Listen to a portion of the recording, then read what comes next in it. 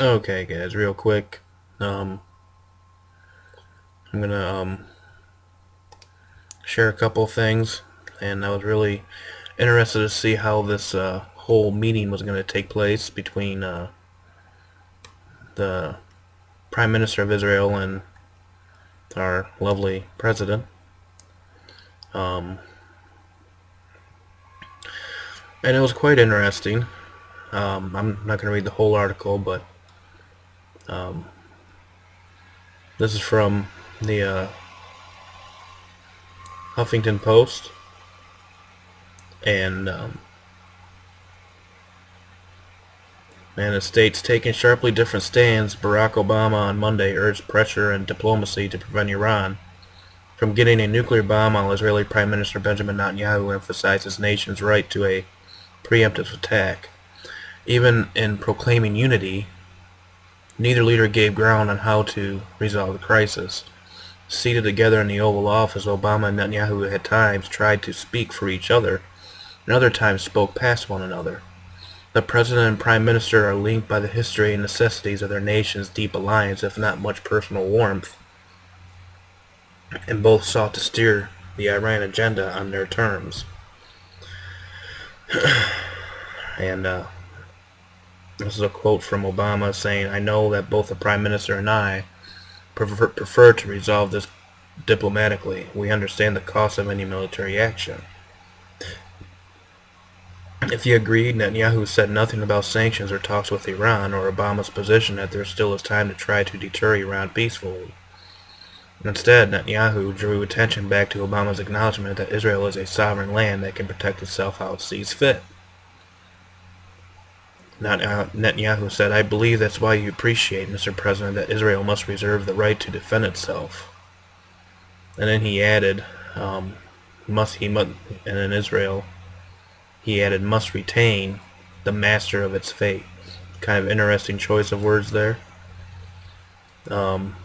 Israel has not yet decided whether to launch a unilateral strike on Iran, a point underscored in the White House meetings.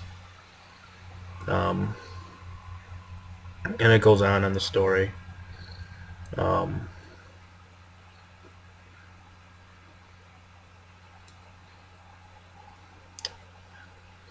I'll take you to a couple more quotes here that they said. In turn, Israelis did acknowledge privately they would prefer a diplomatic solution, despite enormous skepticism about the Iranian government, officials said.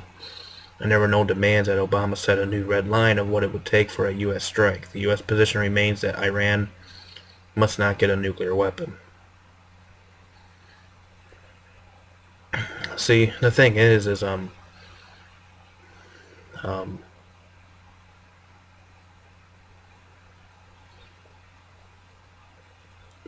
you have to understand the whole significance of this. If this goes down and if there is a strike, I mean, we have the gas prices rising and everything because everything that's going on over there. And if there is a strike, I believe that Russia and China may get involved, and and that's just gonna. I mean, the economy's collapsing as it is, but um, it's just gonna make matters a whole lot worse. And these are the days we live in, folks. A lot of smell of war going on. Netanyahu emphasized that Israel must defend itself from an Iranian nuclear threat. He said after his talks with Obama, I think I was listened to and understood. So basically, Obama was understanding the whole thing. Um, Basically, all Obama is doing is trying to prevent this from happening uh, prior to the election. Um, which is why there's speculation of November or December that strikes could happen. Um,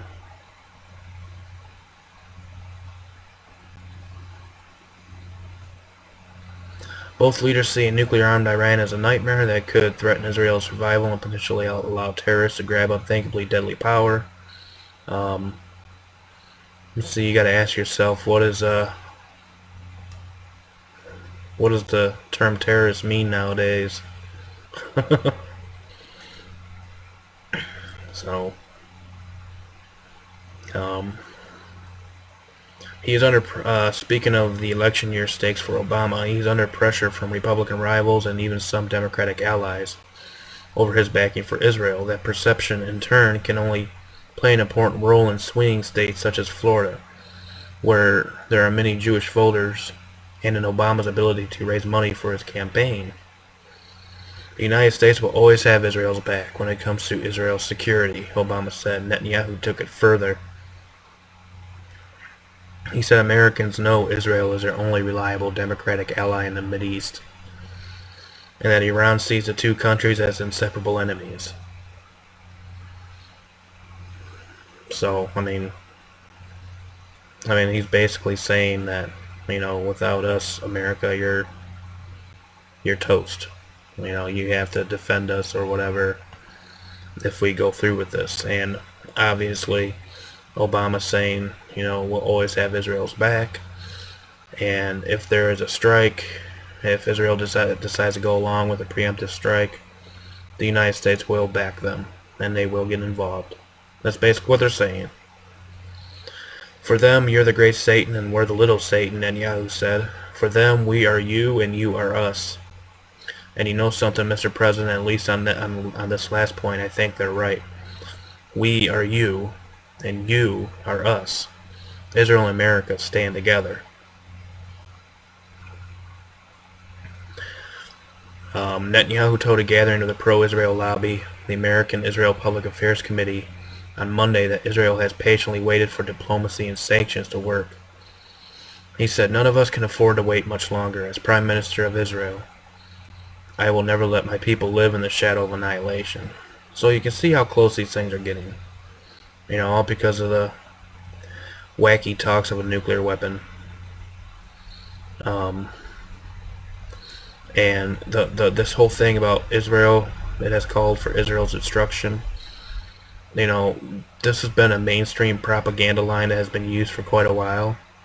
And from the way I understood the whole phrase, I understood it as that Israel's current government, which is pretty corrupt, obviously, you got places like Tel Aviv being the gay capital of the world and everything like that, and all this kind of stuff, and they have their own terror cells and terrorist groups and stuff like that. So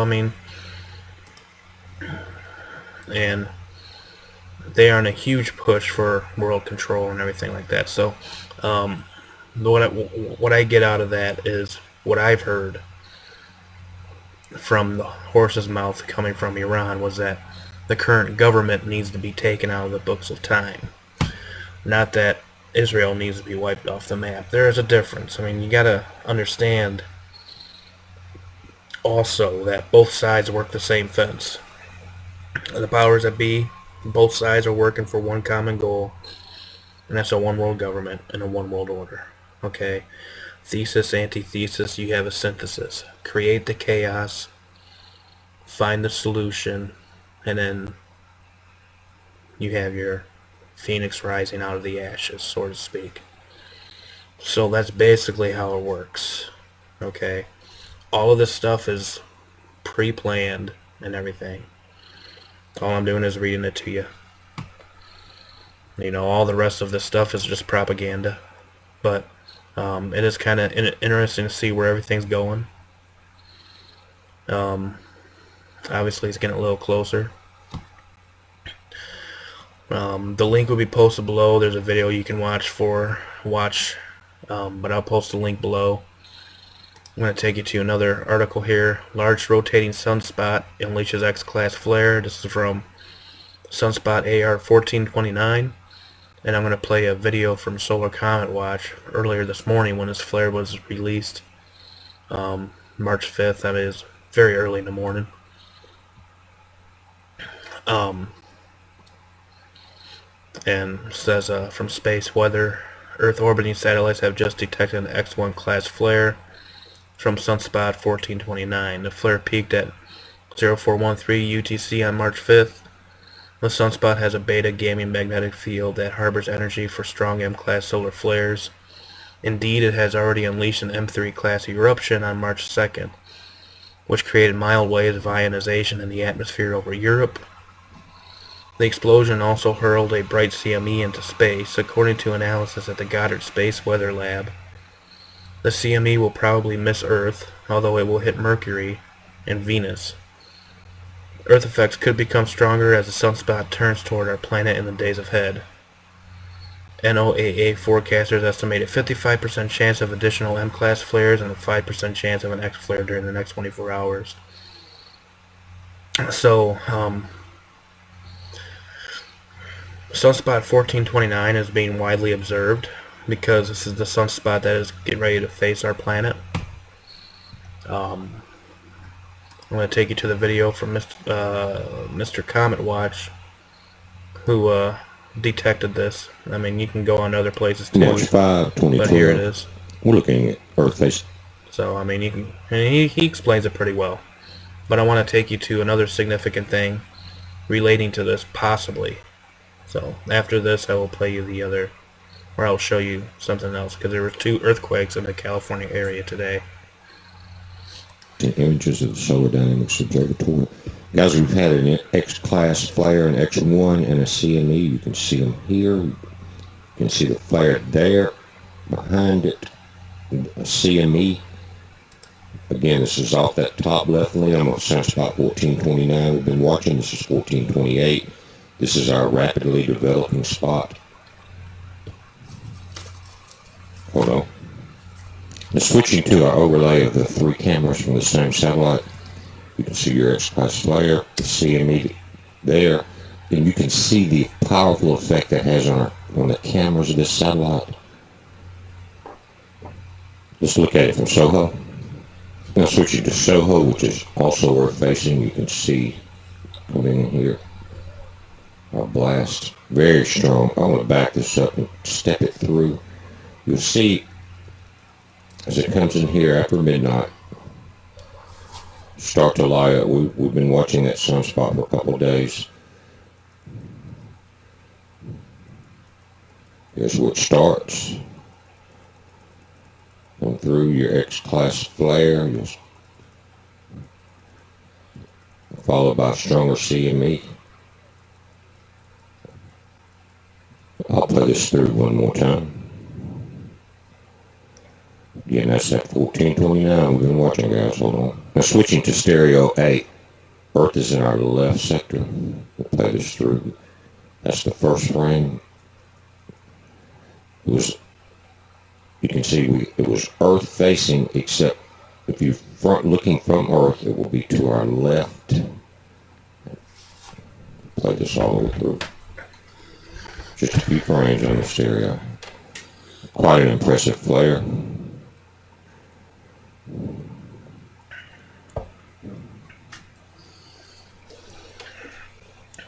Look at that one more time. In Mercury, these inner planets, they're getting bombarded. You can see as it comes through. And switching to our X-ray flux from Boulder, you can see this is what 1429 has done. It came in here in class flares. There was one before this one. Now we're just bumped over the X-class line. Guys, in this flare, this sunspot is one we need to keep an eye on because it's just getting Earth facing. This one will be a side blow again. We're going to get effects from it and the CME. I'll show you on the tracker. Hold on. Now, when you switch to this flare tracker, you can see what's going on. Earth is in the yellow dot. Mercury is right here in the orange. Venus is in the green. This is stereo B.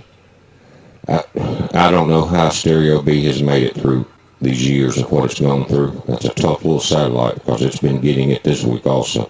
But you can see as it moves past, we're going to, again, a glancing blow. Here's the residual from that. We're going to see this on the magnetosphere. Guys, and what this simulation is not showing is that we have the M3 impact coming in tonight in the morning. That'll come in probably 24 hours before what we're seeing here does. But this is an update, guys. Y'all have a good morning.